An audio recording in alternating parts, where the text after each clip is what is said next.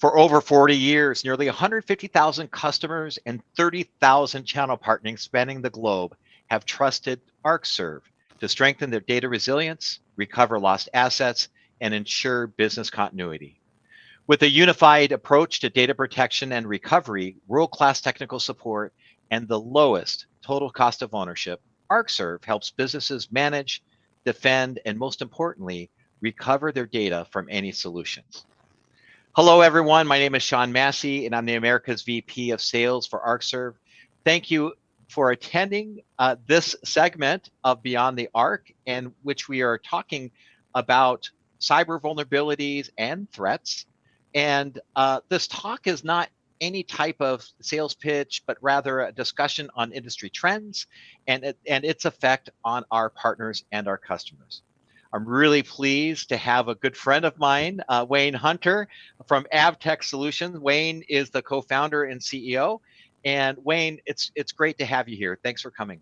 I appreciate you having me on, man. I always enjoy sitting and talking with you about these things. Well, it's fun. And you know, I unfortunately, we only have like 15 minutes to chat this time. I know you and I could probably go on for hours and hours as we kind of go through. So Wayne, today, you know, we're talking about cyber threats and vulnerabilities, and you know, certainly, I know this is near and dear to your practice, and so I just want to just maybe throw the ball over, you know, just to begin with. What are you seeing out there?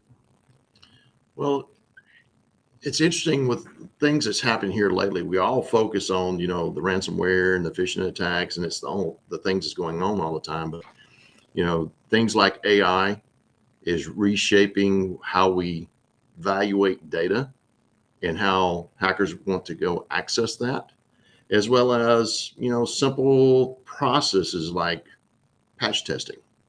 You know, the mundane process, if you don't follow it, it's likely to bite you. And some people go, was that a vulnerability? Absolutely it is. It wasn't an intended hacker vulnerability, but it's still a vulnerability because a vulnerability takes you down. So I think it's with all the new stuff that we see coming on, we lose sight sometimes of the things that we've done for so long become mundane, but still are just as important. So I think we all got to reevaluate. Where are we? What are we doing? You know, is the back end of the ship still going the same way as we look at all the new stuff? Yeah, and I think that's really wonderful insight. And you know, I know you're kind of alluding to the vulnerability happened a few weeks ago that basically just stopped Delta Airlines and other organizations in its tracks, right? And that it is a vulnerability, right? And a vulnerability is you know, where do we have holes, right, to be able to do that? And you know, it just kind of goes back, and I know that this isn't the subject of today's, but really, it kind of goes back to how important continuity planning is, right? So, and we can see in some areas where continuity planning, like in that particular instance, where continuity planning, you know, worked really well for some folks, and continuity planning didn't. And unfortunately, that specific type of attack was a manual process that folks had to do in order to recover. But absolutely, we have lots of different, you know, vulnerabilities and areas of sensitivity, if you will, within our networks. So lots of different risks out there, you know, and I think you know, certainly, you know, for ArcServe, I mean, we see all the time, sometimes phishing, you know, folks are phishing. Where, you know, I think I got an email or a text message, rather, not an email, you know, a few days ago, you know, from our CEO, and it wasn't our CEO, right? To say, hey, as they call it. Absolutely. And we look at some of these type of cyber vulnerabilities. What else do you see out there, you know, that your company helps address?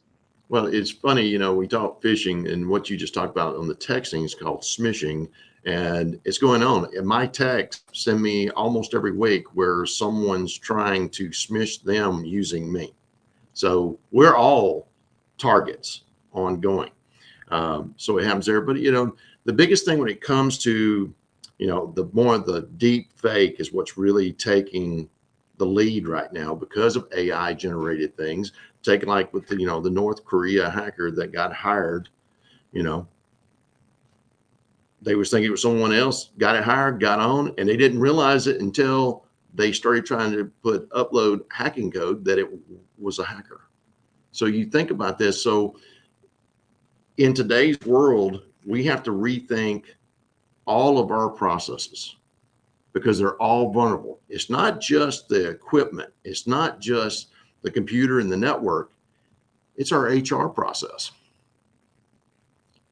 It's now the vulnerabilities are changing and they're being exploited. So you have to open your mind and think about these things. Is just a simple hiring process has been working for 30 years, now became an attack vector. So that's the biggest thing I'm seeing evolve today is now we have to think at a different level of what is vulnerability? What is the attack vectors that these folks are looking at? Certainly terrific point. And I think even when you think about the way that we would even secure our own home, right? Just I'm not talking about technology wise. I'm just talking about security and looking at what is the easiest way of being able to of folks being able to break in and compromise whatever security is, whether it's just deadbolts or whatever, right? And I think probably the one big question mark is it always comes back to the user, the person. I forgot to lock the door, and then person can just very easily just kind of try to open it up. And when we think about you were talking about the hiring practices and HR and all the vulnerabilities that kind of come through there. Part of it is, I mean, because you and I we're kind of a risk, right? And it depends on when we receive that email, when we receive that text message or whatever it is, whether something is successful or unsuccessful comes down to how I respond to that, right? Yes. Am I looking at this email with scrutiny? Does it look right? Does it sound right? Is it something that I was expecting?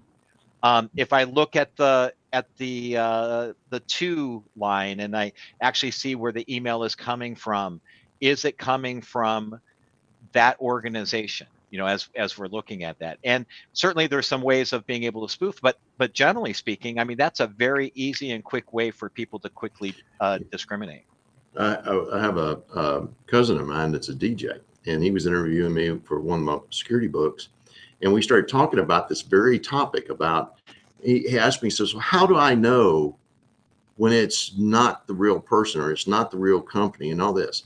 And I explained to him, and you've known me a long time, I have a certain way of communicating.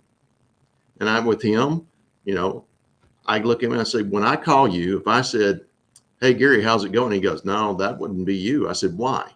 He said, because you always say, hey, cuz. I said, that's my point. It's the manner of how you communicate, business-wise, personal-wise, whatever. And you and I, you know exactly what I mean that. But if you think about those, and that's the reason why, the number one targets is the user, SAT training. Everybody says, oh, you do. I do SAT training every week. I got training. I'm the target for the training. My CISO makes sure I do my training. If I don't, I get fussed at. It's not just the training, but we need to make sure we test ourselves. That's the area that people are weak on, is they take the training, but they don't test themselves to see if they understand what they just took. Okay. It's now if I go take the training and I do it, I go, it's out of the way and I go, and I don't pay attention to it, I'm still an open target. So I have a rule when I get an email, is it from someone that I know? Are they in my address book? No. Then I'm going to look. Simplest thing you can do, and it's people don't do it, is they see my name, but I tell them, just point your mouse over my name and see what pops up. If it doesn't say my email address, then you need to delete that email and report it. It's how we communicate. You got to be diligent all the time coming into it. And that's where people get busy. We got life, work, and it's extremely easy to make that mistake. We just got to make sure, and we're always telling ourselves, okay, slow down, pay attention. Is this right? If your CEO says, hey, go transfer $50,000 somewhere, you better question it. Period.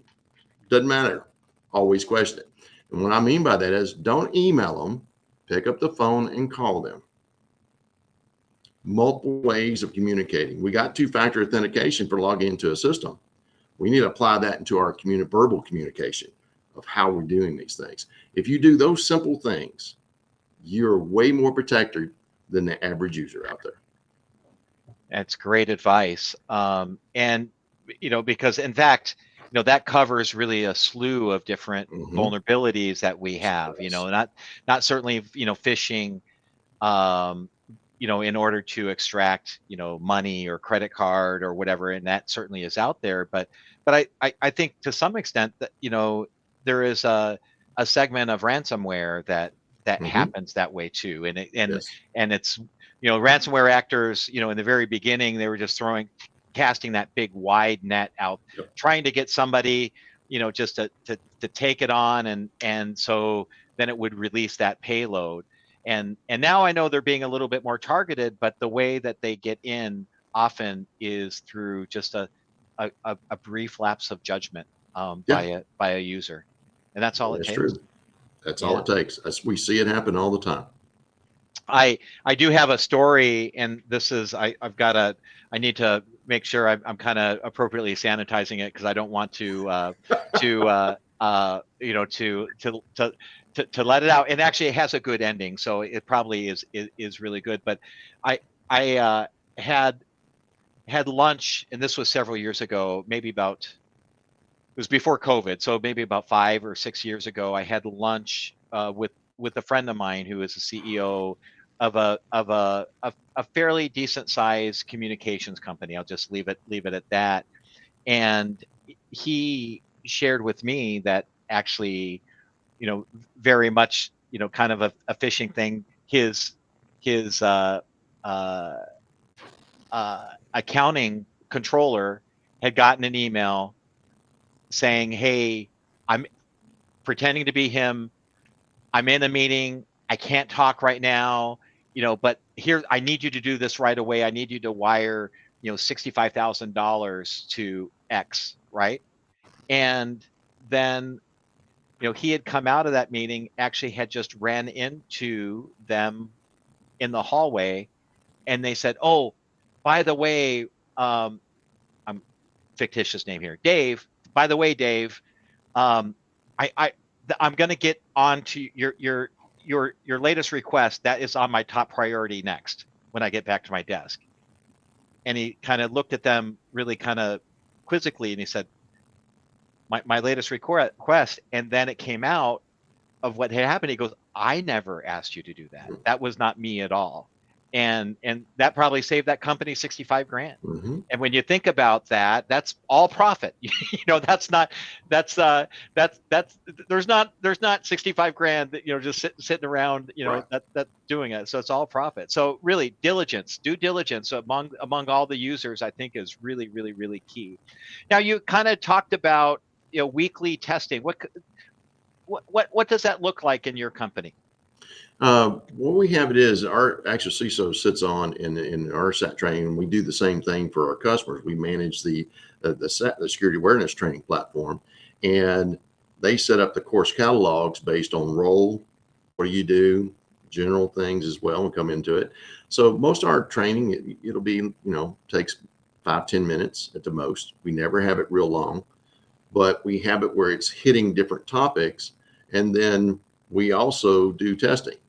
And we send out, and if someone clicks on it, instead of, the alarms going off and all this, we automatically, based on what they clicked on, send them update training. And so to them, it's something where it's helping them. It's not bashing them to go do this, but it's a requirement in our company. Everybody, doesn't matter who you are, you're going to do the training. If you don't do the training, it's tracked. The CISO reaches out to the manager, going this, we got to get this stuff done. because we do compliance and we want to make, we're following the policies. We're doing this as a managed service provider. We're a big target, right? So we're going to make sure what we're asking our customers to do, we do first. We document it and make sure it's done there, because it does. I've been doing this a long time, right? But I still can learn something every day. We all should have that attitude. The day we don't want to learn something is the time we get out of this business. You No, need to be learning every day.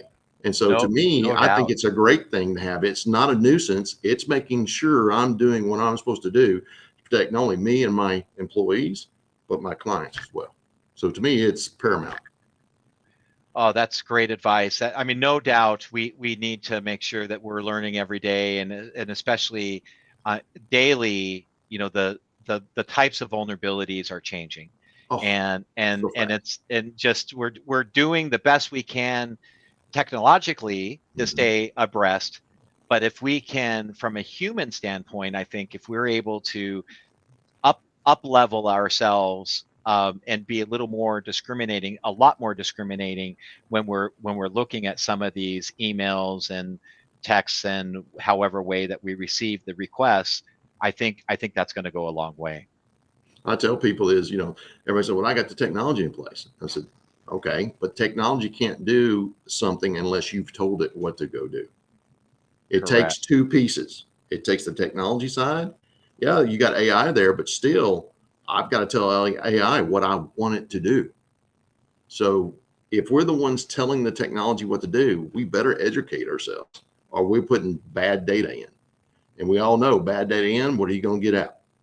So you always got to evaluate it that way. To me, I'm just a simple guy, you know that. But that's, to me, that's, it's, you know, if you don't do that and prepare yourself, you're just putting yourself out there to be taken over. And I think it goes back, and you and I've chatted about this prior. It goes back to really layers of protection, right? Mm-hmm. So that we're able to Exactly. do that, because when we rely on the technology, like for instance, antivirus, Mm-hmm. important, very important, Yeah. right? But for the most part, is like the flu virus vaccine. It's based on last year's. It's based on what's known, or the patterns that are out there. It's not based Right. on anything that's going to be able to, a Right. 0 day attack or anything Mm-hmm. else like that. Well, good. Well, I think really what we've talked about really today, really steps on being able to combat phishing and social engineering. Um, a little bit of the automatic updates are really important to be able to make sure Mm-hmm. that we sandbox those first before we push them out, Yep. that we do the adequate amount of testing, and then all of this really allows us to be able to be more mobile when something does happen, right? So it just keeps us, if we can prevent ourselves from being infected, if we prevent ourselves from being compromised, I think ultimately we're going to be in a much better shape. Oh, absolutely. 100% agree.